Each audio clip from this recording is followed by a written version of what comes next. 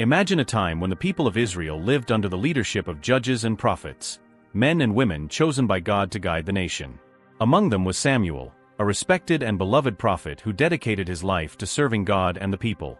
However, the Israelites began to look at neighboring nations and noticed that all of them had kings who led them into battles and governed with authority.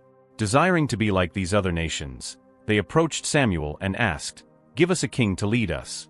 Samuel was saddened by this request because he knew that God was the true king of Israel. He prayed to the Lord, and God replied, "Listen to what the people are saying.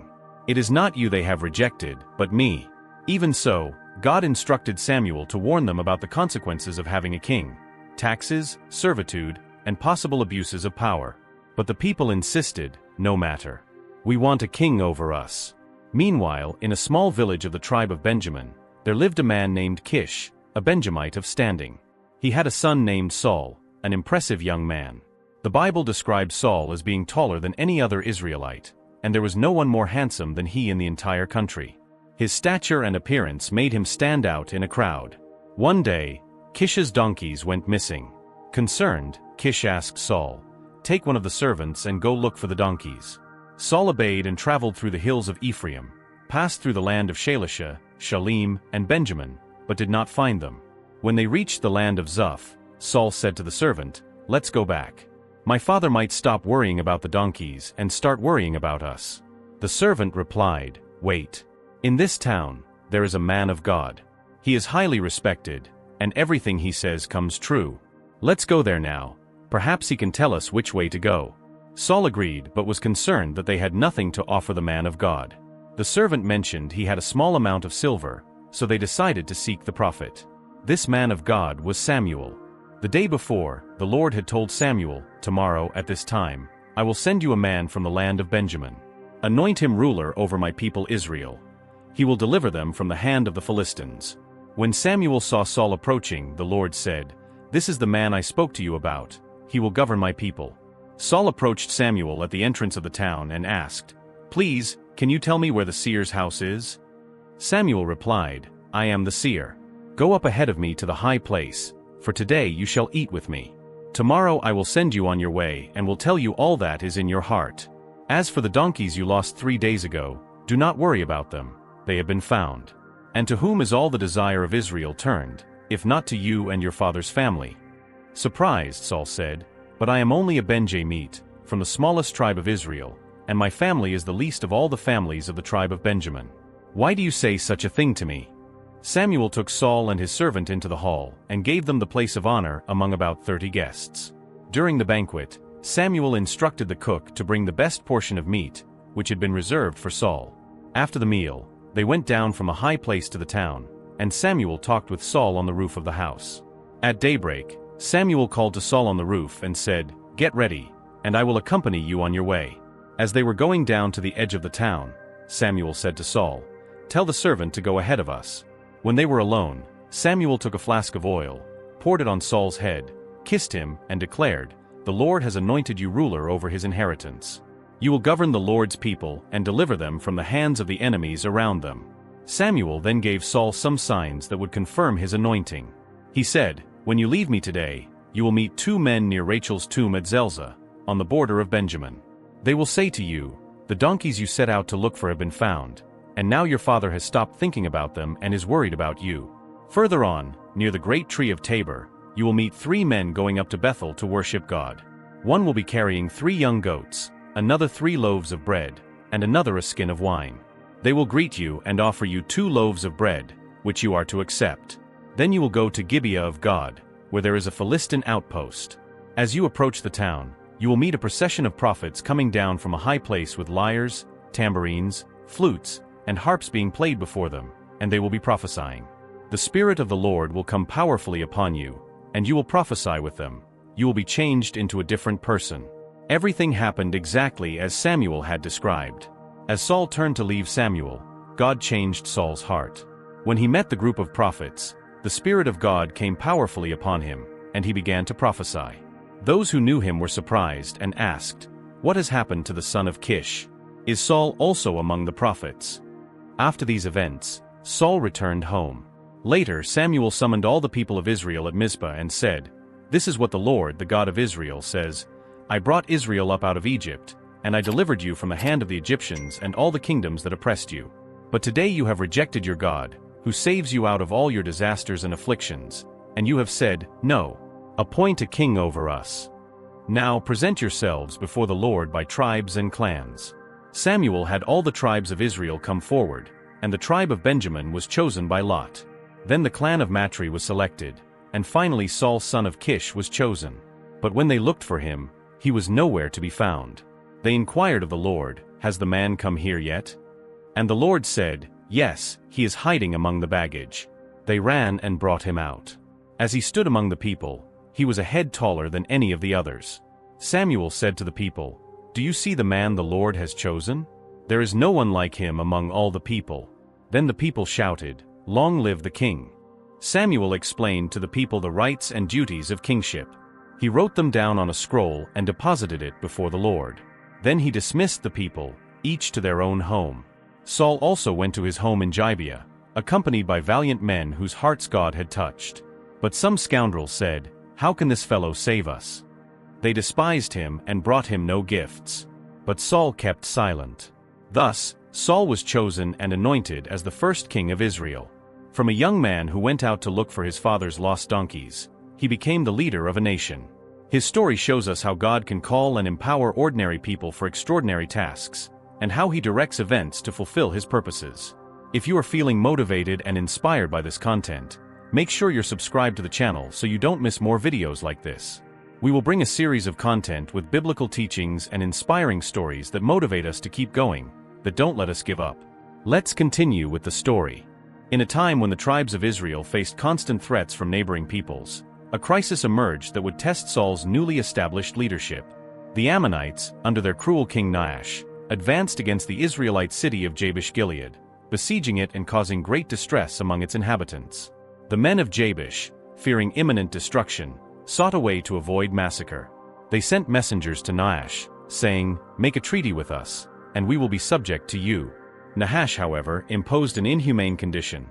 I will make a treaty with you only on the condition that I gouge out the right eye of every one of you, and so bring disgrace on all Israel.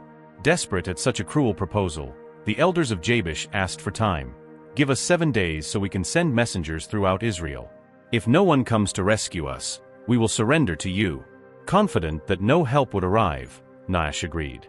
Messengers were sent urgently throughout Israel, carrying the distressing message. When they reached Gibeah, Saul's hometown, they reported the situation to the people. Upon hearing the terrible news, everyone raised their voices and wept bitterly. At that moment, Saul was returning from the fields, leading his oxen. Seeing the commotion, he asked, What is wrong with everyone? Why are they weeping? They recounted what the messengers from Jabesh had said. Upon hearing the report, the Spirit of God came powerfully upon Saul, and righteous anger burned within him. Determined to act, Saul took a pair of oxen, cut them into pieces, and sent the pieces by messengers throughout Israel, proclaiming, This is what will be done to the oxen of anyone who does not follow Saul and Samuel. The fear of the Lord fell upon the people, and they responded as one. In a short time, Saul assembled an impressive army, 300,000 men from Israel and 30,000 from Judah. He sent messengers back to Jabesh-Gilead with a message, By the time the sun is hot tomorrow, you will be rescued. The inhabitants of Jabesh were elated at the news. Filled with hope, they told Nahash, Tomorrow we will surrender to you, and you can do to us whatever you like. The next morning, Saul divided his troops into 3 companies. Taking advantage of the darkness and the element of surprise, they invaded the Ammonite camp during the last watch of the night. The attack was swift and decisive. Taken by surprise, the Ammonites panicked. Saul's army defeated them easily, and the slaughter lasted until the heat of the day. The survivors were so scattered that not 2 of them were left together. The victory was complete and overwhelming. Jabesh-Gilead was saved, and the Ammonite threat was neutralized. The people of Israel celebrated not only the deliverance of their brethren, but also the fact that they had a courageous and God-inspired leader. After the battle, moved by the enthusiasm of victory, some men said to Samuel, Who was it that asked, Shall Saul reign over us? Turn these men over to us, so that we may put them to death. But Saul, demonstrating wisdom and mercy, intervened. No one will be put to death today, for this day the Lord has rescued Israel. Recognizing the importance of that moment, Samuel proposed, "Come, let us go to Gilgal and there renew the kingship." All the people went to Gilgal, and there they confirmed Saul as king in the presence of the Lord. They offered fellowship offerings and celebrated with great joy, strengthening the unity among the tribes and reaffirming their commitment to God and His anointed. This victory over the Ammonites not only saved a city in distress, but also solidified Saul's position as the legitimate leader of Israel. It showed the people that, united under God's direction and with a courageous leader at the helm, they were capable of overcoming any adversity. The story of Saul and the deliverance of Jabesh-Gilead remains a powerful reminder of what can be achieved when there is faith, unity, and determination. In a period of escalating tensions, Israel faced the constant threat of the Philistines, a powerful and well-armed people who dominated the region with their military superiority. The Philistines had an impressive army with chariots and seasoned soldiers, while the Israelites struggled to organize and adequately equip their troops. Saul, now established as king, was gathering an army in Gilgal to face this threat. However, fear spread among the Israelites. Seeing the massive number of Philistine soldiers assembling in Michmash, many Israelites were terrified. Some hid in caves, thickets, among the rocks, and even in cisterns. Others crossed the Jordan River to escape. Saul's army was diminishing daily, and those who remained were filled with anxiety. Samuel, the prophet of God and Saul's spiritual advisor, had instructed the king to wait 7 days in Gilgal. During this period, Samuel would come to offer sacrifices to the Lord and seek his guidance for the battle. The offering of sacrifices was a sacred practice, reserved for priests and prophets, symbolizing the quest for God's blessing and direction. As the days passed, Saul watched with concern the increasing Philistine forces and the dwindling number of his own men. The 7th day arrived, and Samuel had not yet appeared. The people began to murmur and desert. The pressure on Saul was immense. He thought, "If I don't act now, I'll lose my entire army, and the Philistines will attack us unprepared." Overcome by impatience and fear, Saul decided to act on his own. He ordered, "Bring me the burnt offering and the fellowship offerings." And then he himself offered the sacrifice, a role that was not his as king. This act was a clear disobedience to God's instructions, for only priests or prophets like Samuel had the divine authority to perform such sacrifices. Just as he finished offering the burnt offering, Samuel arrived. Seeing the fire still burning on the altar and realizing what had happened, Samuel went to meet Saul. With a tone of disappointment, he asked, "What have you done?" Saul tried to justify his actions. "When I saw that the men were scattering, and that you did not come at the set time, and that the Philistines were assembling at Michmash, I thought, now the Philistines will come down against me at Gilgal, and I have not sought the Lord's favor. So I felt compelled to offer the burnt offering." Samuel looked at Saul with sadness and said, "You have acted foolishly. You have not kept the command the Lord your God gave you. If you had obeyed, He would have established your kingdom over Israel for all time. But now, your kingdom will not endure. The Lord has sought out a man after His own heart and appointed him ruler of His people, because you have not kept the Lord's command." These words fell heavily upon Saul. In his impatience and insecurity, he had directly disobeyed God's instructions. His lack of trust led him to usurp a sacred function, demonstrating that he placed his own concerns above obedience to the Lord. After this rebuke, Samuel left Gilgal and went on his way. Saul, for his part, counted the soldiers who remained with him, about 600 men. With a reduced army and without God's blessing, Saul now faced not only the external threat of the Philistines but also the consequences of his disobedience. The situation worsened as the Philistines sent out detachments to raid different regions of Israel. Moreover, they had confiscated all weapons from the Israelites, leaving the people without swords or spears. Only Saul and his son Jonathan had weapons. The Philistine strategy was clear: disarm Israel to ensure their submission. Despite the adversities, this experience served as a profound lesson on the importance of obedience and trust in God. Saul allowed fear and pressure to lead him to act hastily, forgetting that true security comes from following divine instructions, even when circumstances seem desperate. The story of Saul offering the sacrifice improperly teaches us about the consequences of placing our will above God's. It shows how impatience and lack of faith can lead us to make wrong decisions, affecting not only our destiny but also those who depend on our leadership. For subsequent generations, this episode became a powerful reminder of the need to trust God fully, even in the most challenging moments. Saul's leadership was never the same after this, and his disobedience marked the beginning of his decline as king of Israel. Do you feel any similarity between the moment you are living and the story told? Do you feel you're experiencing something similar? Tell us how you feel. If you need a prayer or help, share a story of overcoming to inspire us and give us strength not to give up. Comment if you want to help someone or need help. At a crucial moment in Israel's history, the people faced the Amalekites, ancient enemies who had attacked the Israelites when they were coming out of Egypt.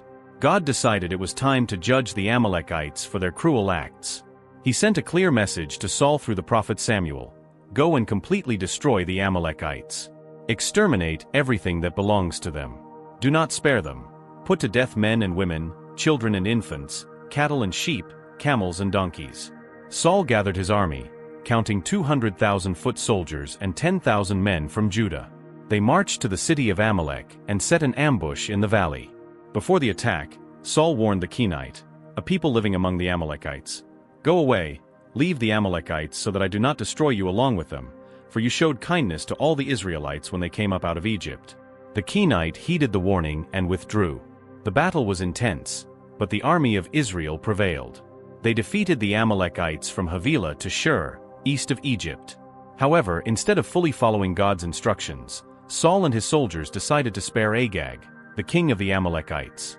Moreover, they kept the best of the sheep, cattle, fat calves, and lambs, everything that was valuable. They only destroyed what was despised or weak. Saul believed he had accomplished the mission. Perhaps in his heart, he thought he was acting justly by keeping King Agag as a trophy of war and preserving the best livestock for possible sacrifices to the Lord. However, this was not the order God had given. Meanwhile, the Lord spoke to Samuel during the night: "I regret that I have made Saul king, because he has turned away from me and has not carried out my instructions." Samuel was troubled and cried out to the Lord all night. Early the next morning, he went to meet Saul. He was told, "Saul has gone to Carmel. There he has set up a monument in his own honor and has turned and gone on down to Gilgal." When Samuel finally found Saul, Saul greeted him cheerfully: "The Lord bless you. I have carried out the Lord's instructions." But Samuel questioned, "Then what is this bleating of sheep in my ears? What is this lowing of cattle that I hear?" Saul answered, "The soldiers brought them from the Amalekites. They spared the best of the sheep and cattle to sacrifice to the Lord your God, but we totally destroyed the rest." Samuel, perceiving Saul's disobedience, said, "Enough. Let me tell you what the Lord said to me last night." Saul replied, "Tell me." Samuel continued, "Although you were once small in your own eyes, did you not become the head of the tribes of Israel? The Lord anointed you king over Israel. And he sent you on a mission, saying, 'Go and completely destroy those wicked people, the Amalekites. Wage war against them until you have wiped them out.' Why did you not obey the Lord? Why did you pounce on the plunder and do evil in the eyes of the Lord?" Saul tried to justify himself, "But I did obey the Lord. I went on the mission the Lord assigned me. I completely destroyed the Amalekites and brought back Agag their king. The soldiers took sheep and cattle from the plunder, the best of what was devoted to God, in order to sacrifice them to the Lord your God at Gilgal." Samuel replied with words that would echo through the ages: "Does the Lord delight in burnt offerings and sacrifices as much as in obeying the Lord? To obey is better than sacrifice, and to heed is better than the fat of rams. For rebellion is like the sin of divination, and arrogance like the evil of idolatry. Because you have rejected the word of the Lord, he has rejected you as king." Faced with these harsh words, Saul acknowledged his error: "I have sinned. I violated the Lord's command and your instructions. I was afraid of the men, and so I gave in to them. Now I beg you, forgive my sin and come back with me, so that I may worship the Lord." But Samuel said, "I will not go back with you. You have rejected the word of the Lord, and the Lord has rejected you as king over Israel." As Samuel turned to leave, Saul caught hold of the hem of his robe, and it tore. Samuel said, "The Lord has torn the kingdom of Israel from you today and has given it to one of your neighbors, to one better than you. He who is the glory of Israel does not lie or change his mind, for he is not a human being, that he should change his mind." Even so, Saul pleaded, "I have sinned. But please honor me before the elders of my people and before Israel. Come back with me, so that I may worship the Lord your God." So Samuel went back with Saul, and Saul worshipped the Lord. Then Samuel said, "Bring me Agag king of the Amalekites."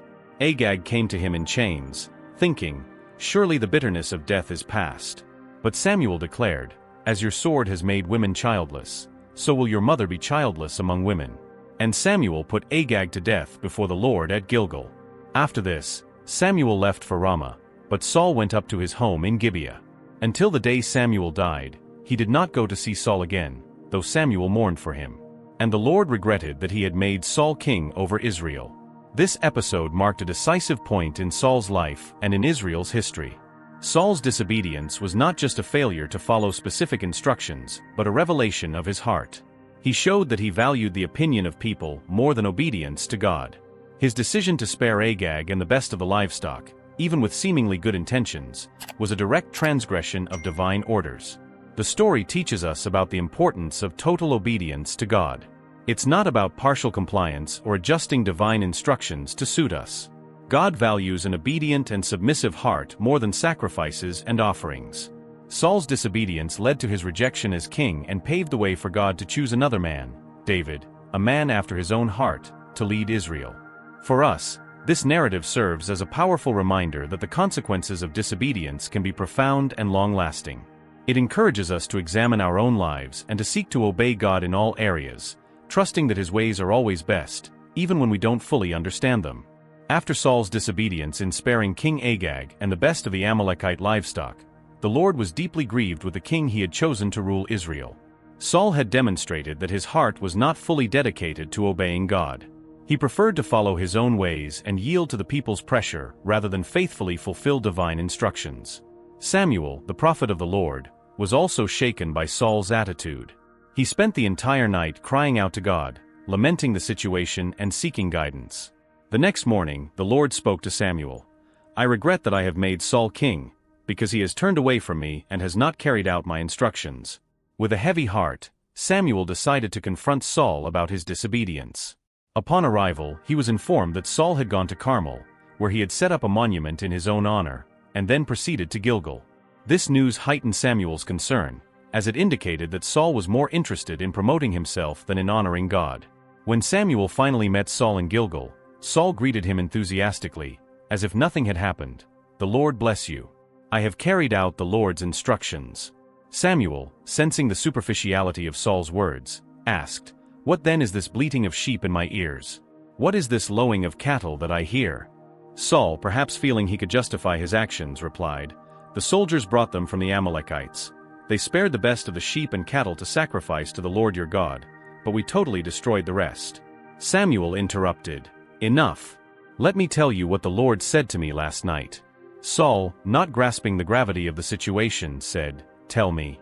Then Samuel declared, "Although you were once small in your own eyes, did you not become the head of the tribes of Israel? The Lord anointed you king over Israel. And He sent you on a mission, saying, 'Go and completely destroy those wicked people, the Amalekites. Wage war against them until you have wiped them out.' Why did you not obey the Lord? Why did you pounce on the plunder and do evil in the eyes of the Lord?" Saul insisted in his defense, "But I did obey the Lord. I went on the mission the Lord assigned me. I completely destroyed the Amalekites and brought back Agag their king. The soldiers took sheep and cattle from the plunder, the best of what was devoted to God, in order to sacrifice them to the Lord your God at Gilgal." Samuel then uttered words that would resonate for generations.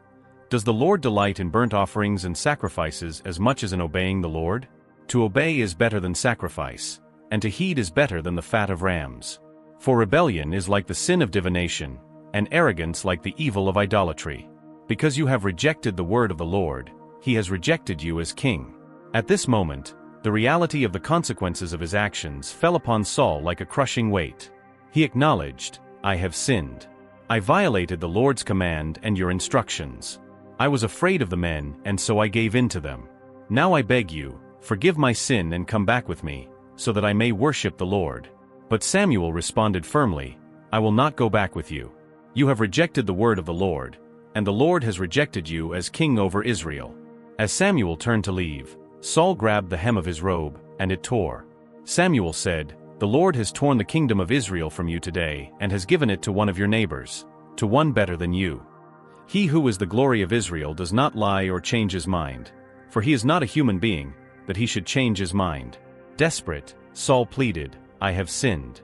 But please honor me before the elders of my people and before Israel. Come back with me, so that I may worship the Lord your God." Samuel, perceiving Saul's concern for his image before the people, agreed to return with him. Together, they worshipped the Lord. After this event, Samuel said, "Bring me Agag, king of the Amalekites."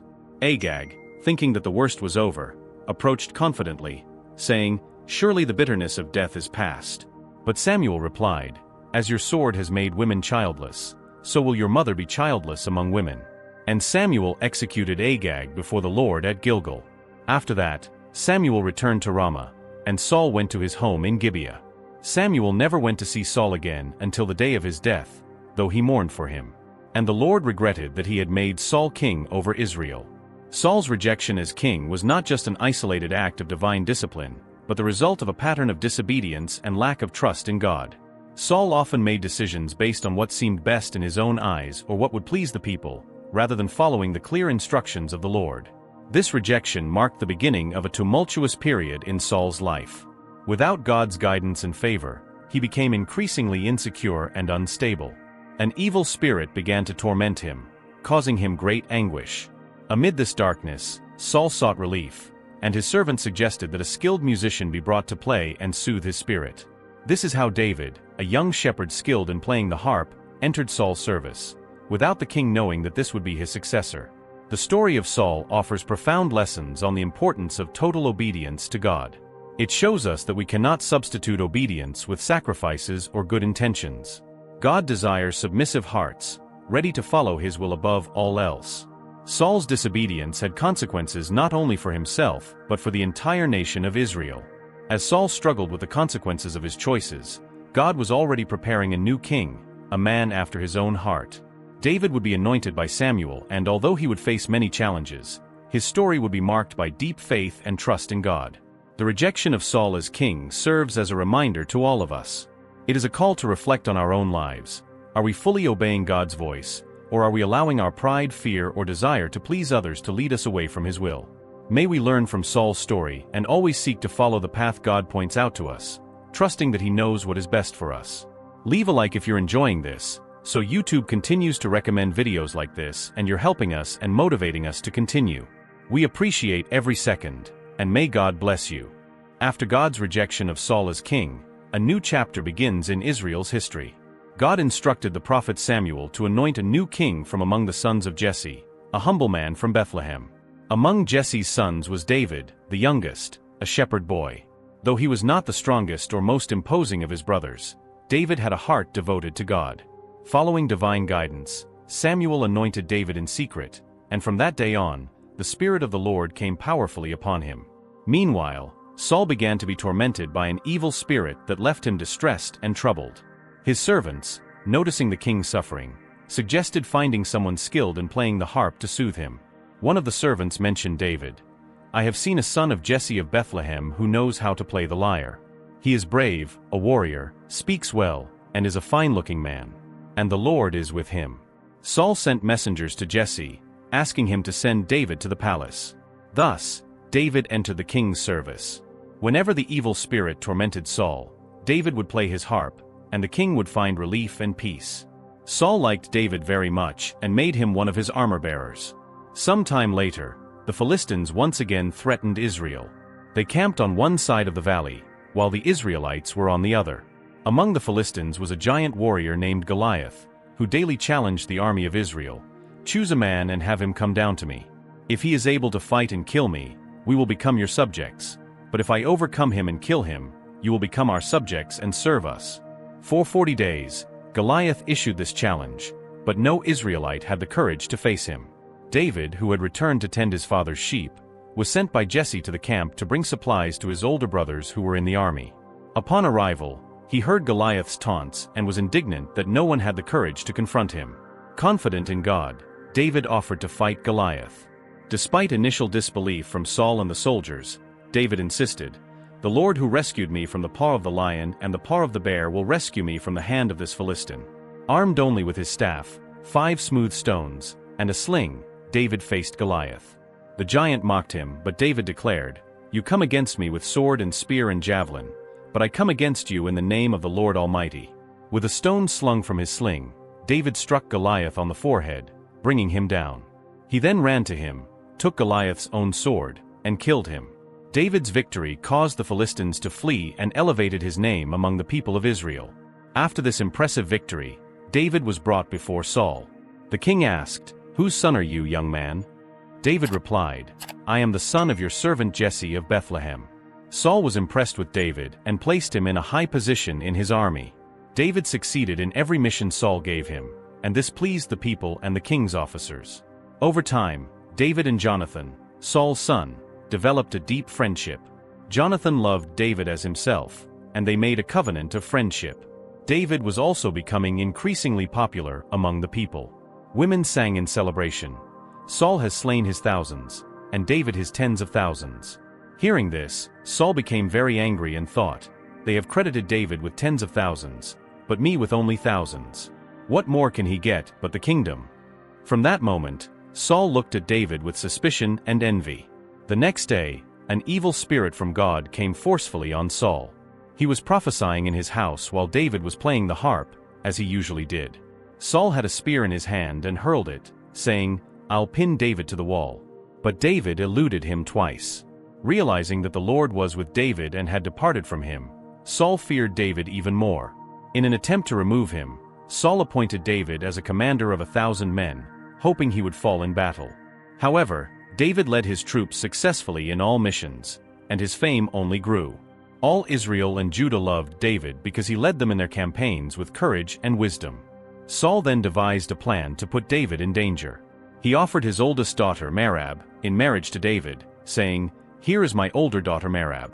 I will give her to you in marriage. Only serve me bravely and fight the Lord's battles." For Saul said to himself, "I will not raise a hand against him. Let the Philistines do that."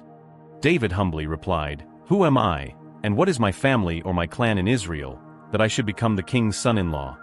However, when the time came for Merab to be given to David, she was given to Adriel of Meholah instead. Saul discovered that his other daughter, Michal, loved David. This pleased Saul, as he saw another opportunity to trap David.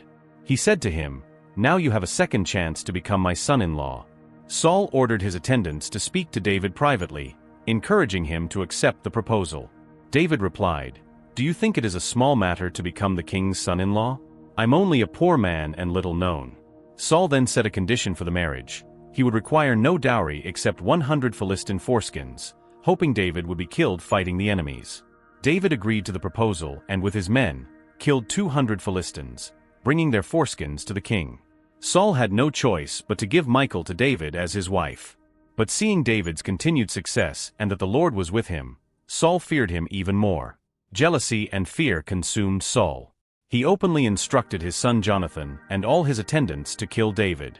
Jonathan warned David, saying, "My father Saul is looking for a chance to kill you. Be on your guard tomorrow morning. Go into hiding and stay there." Jonathan spoke well of David to Saul, saying, "Let not the king do wrong to his servant David. He has not wronged you, and what he has done has benefited you greatly." He took his life in his hands when he killed the Philistine. The Lord won a great victory for all Israel, and you saw it and were glad.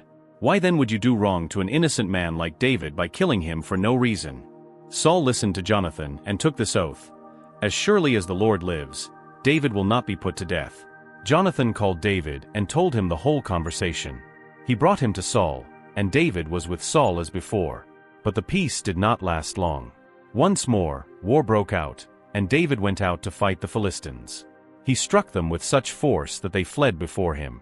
But an evil spirit from the Lord came on Saul as he was sitting in his house with his spear in his hand.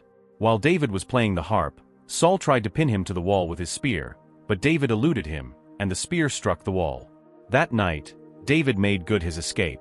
Saul sent men to David's house to watch it and to kill him in the morning. But Michal, David's wife, warned him, "If you don't run for your life tonight, tomorrow you'll be killed."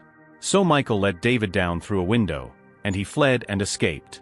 Michal took an idol and laid it on the bed, covering it with a garment and putting some goat's hair at the head. When Saul sent the men to capture David, Michal said, "He is ill." Then Saul sent the men back to see David and told them, "Bring him up to me in his bed so that I may kill him." But when the men entered, there was the idol in the bed, and at the head was some goat's hair. Saul said to Michal, "Why did you deceive me like this and send my enemy away so that he escaped?" Michal told him, "He said to me, 'Let me get away. Why should I kill you?'" David fled to Samuel at Ramah and told him all that Saul had done to him. Then he and Samuel went to Naioth and stayed there. Word came to Saul, "David is in Naioth at Ramah," so he sent men to capture him. But when they saw a group of prophets prophesying, with Samuel standing there as their leader, the Spirit of God came on Saul's men, and they also prophesied. This happened 3 times until Saul himself went to Naioth at Ramah. The Spirit of God came even on him, and he walked along prophesying until he came to Naioth. He stripped off his garments, and he too prophesied in Samuel's presence. He lay naked all that day and all that night. This is why people say, "Is Saul also among the prophets?" Despite these events, Saul did not stop pursuing David. David became a fugitive, constantly escaping Saul's attempts to kill him. During this time, David had several opportunities to take Saul's life but always refused, saying, "I will not lift my hand against the Lord's anointed." Saul's pursuit of David demonstrates how jealousy and envy can corrupt the heart. Saul went from being a king chosen by God to a man consumed by fear of losing his throne. In contrast, David remained faithful to God and respectful towards Saul, even when Saul sought his life. The story emphasizes the importance of trusting God, maintaining integrity, and not allowing negative emotions to lead us astray. The story of Saul approaches its final chapter amid a tumultuous and somber period for Israel. The Philistines, constant enemies, gathered their forces for a major battle against Israel. They camped at Shunem, while Saul and the Israelite army positioned themselves on Mount Gilboa. The tension was palpable, and Saul's heart was filled with fear upon seeing the vast Philistine army. Desperate for guidance, Saul inquired of the Lord, but God did not answer him by dreams, Urim, or prophets. Feeling abandoned and without direction, Saul made a desperate decision. He consulted a medium, a practice he himself had banned in Israel by expelling mediums and spiritists from the land in obedience to God's law. Saul said to his attendants, "Find me a woman who is a medium, so I may go and inquire of her." His servants replied, "There is one in Endor." Disguised so he would not be recognized as king, Saul went at night with 2 of his men to the woman. He said, "Consult a spirit for me, and bring up for me the one I name." The woman, fearing a trap, responded, "Surely you know what Saul has done. He has cut off the mediums and spiritists from the land. Why have you set a trap for my life to bring about my death?" Saul swore to her by the Lord, "As surely as the Lord lives, you will not be punished for this." Then the woman asked, "Whom shall I bring up for you?" He replied, "Bring up Samuel." When the woman saw Samuel, she cried out at the top of her voice and said, "Why have you deceived me? You are Saul." The king said to her, "Don't be afraid. What do you see?" The woman said, "I see a ghostly figure coming up out of the earth." "What does he look like?" he asked. "An old man wearing a robe is coming up," she said. Then Saul knew it was Samuel, and he bowed down and prostrated himself with his face to the ground. Samuel said to Saul, "Why have you disturbed me by bringing me up?" "I am in great distress," Saul said. "The Philistines are fighting against me, and God has departed from me. He no longer answers me, either by prophets or by dreams. So I have called on you to tell me what to do." Samuel said, "Why do you consult me, now that the Lord has departed from you and become your enemy? The Lord has done what he predicted through me. The Lord has torn the kingdom out of your hands and given it to one of your neighbors, to David. Because you did not obey the Lord or carry out his fierce wrath against the Amalekites, the Lord has done this to you today. The Lord will deliver both Israel and you into the hands of the Philistines, and tomorrow you and your sons will be with me. The Lord will also give the army of Israel into the hands of the Philistines." Immediately, Saul fell full length on the ground, filled with fear because of Samuel's words. His strength was gone, for he had eaten nothing all that day and all that night. The woman, seeing his distress, urged him to eat something. Initially, Saul refused, but his men and the woman convinced him. She prepared a fattened calf and baked bread without yeast. Saul ate and departed that same night. The next day, the battle began. The Philistines fought against Israel, and the Israelites fled before them, falling slain on Mount Gilboa. The Philistines pressed hard after Saul and his sons, and they killed his sons Jonathan, Abinadab, and Malchishua. The fighting grew fierce around Saul, and when the archers overtook him, they wounded him critically. Saul said to his armor-bearer, "Draw your sword and run me through, or these uncircumcised fellows will come and run me through and abuse me." But his armor-bearer was terrified and would not do it, so Saul took his own sword and fell on it. When the armor-bearer saw that Saul was dead, he too fell on his sword and died with him. So Saul and his 3 sons and his armor-bearer and all his men died together that same day. When the Israelites along the valley and those across the Jordan saw that the Israelite army had fled and that Saul and his sons had died, they abandoned their towns and fled. And the Philistines came and occupied them. The next day, when the Philistines came to strip the dead, they found Saul and his 3 sons fallen on Mount Gilboa. They cut off his head and stripped off his armor, and they sent messengers throughout the land of the Philistines to proclaim the news in the temple of their idols and among their people. They put his armor in the temple of the Ashtoreths and fastened his body to the wall of Beth-shan. When the people of Jabesh-Gilead heard what the Philistines had done to Saul, all their valiant men marched through the night to Beth-shan. They took down the bodies of Saul and his sons from the wall of Beth-shan and went to Jabesh, where they burned them. Then they took their bones and buried them under a tamarisk tree at Jabesh, and they fasted 7 days. Saul's death marked the tragic end of Israel's first king. His life, which began with so much potential and promise, ended in despair and defeat. Saul had been anointed by God to lead the people, but repeated disobedience and departure from divine will led to his downfall. His consultation with the medium at Endor was a direct violation of God's laws, showing how far he had strayed. Yet even in his death, there is a glimpse of honor. The men of Jabesh-Gilead did not forget that Saul, in his early days as king, had saved them from the Ammonites. In gratitude and respect, they risked their lives to retrieve his body and give him a proper burial. The story of Saul serves as a powerful reminder of the consequences of disobedience and turning away from God. It shows us that talents and opportunities can be wasted when not aligned with divine will. Saul began as a humble man chosen by God but allowed pride, envy, and fear to govern his heart. With Saul's death, the way was open for David to ascend to the throne. David, despite his own failures, would be remembered as a man after God's own heart, establishing a lineage that would culminate in the birth of Jesus Christ. The life and death of Saul invite us to reflect on our own journey. They warn us of the dangers of straying from God and encourage us to always seek his guidance, trusting in his wisdom and obeying his word. In doing so, we can fulfill the purpose he has for each of us, living in a way that honors and glorifies his name. The story of King Saul is a profound journey that leads us to reflect on human nature, the choices we make, and the consequences that follow. Saul began as a humble young man, chosen by God to lead the people of Israel. His stature and appearance set him apart, but it was his initial modesty and willingness to serve that placed him on the throne. He had moments of great courage and leadership, such as when he delivered Jabesh-Gilead from the Ammonites, showcasing his potential to be a great king. However, as time passed, Saul's character flaws began to surface. Impatience led him to offer sacrifices improperly, showing a lack of trust in God. Disobedience in sparing Agag and the best of the Amalekite livestock revealed his tendency to prioritize his desires over divine instructions. Jealousy and envy toward David consumed his heart, leading him to irrational and violent actions. Ultimately, his departure from God culminated in despair, consultation with mediums, and tragically, his death in battle against the Philistines. Saul's life teaches us valuable lessons. First, obedience to God is fundamental. It's not just about following orders, but fully trusting his wisdom and purpose for our lives.